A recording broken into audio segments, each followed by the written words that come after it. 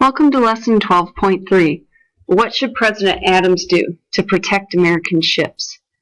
You'll be examining an image, reading from the text, and annotating the image on your reading notes. Make sure you have those out. So let's look at this political cartoon that showed up in American newspapers in the late 1700s. This is a multi-headed French monster demanding money. This is what's called a civic feast. These are supposedly French people eating. Notice the demon. This horrible lady is the French version of Lady Liberty, chopping off people's heads. And these are the shocked American envoys. They can't believe that they're being asked to pay money to negotiate.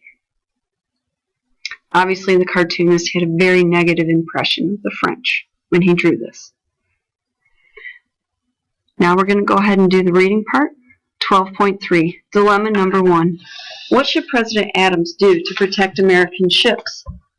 Isolationism sounded good in theory, but it was often hard to stay out of other countries' conflicts. No one knew this better than John Adams, the nation's second president. Adams tried to follow Washington's policy of neutrality. With France, however, staying neutral proved difficult. The Jay Treaty.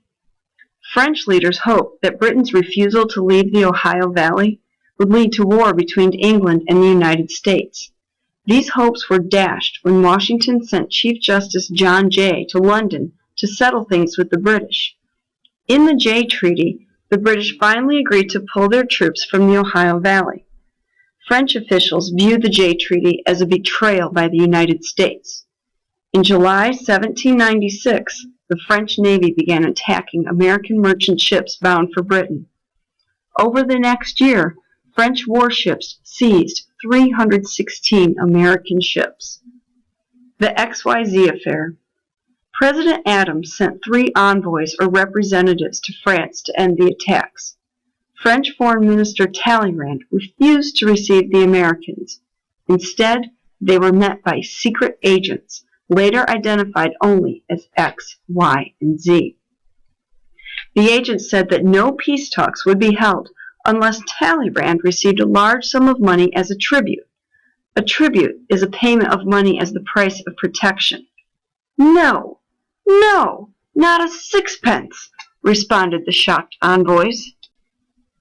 The XYZ affair outraged Americans.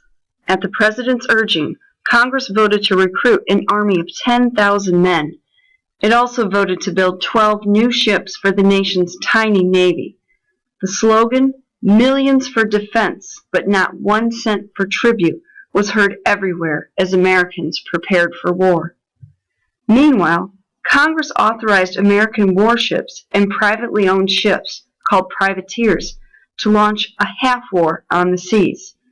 During this undeclared war, American ships captured more than 80 armed French vessels. As war fever mounted, John Adams, never a lovable leader, found himself unexpectedly popular. His Federalist Party also gained support in all parts of the country.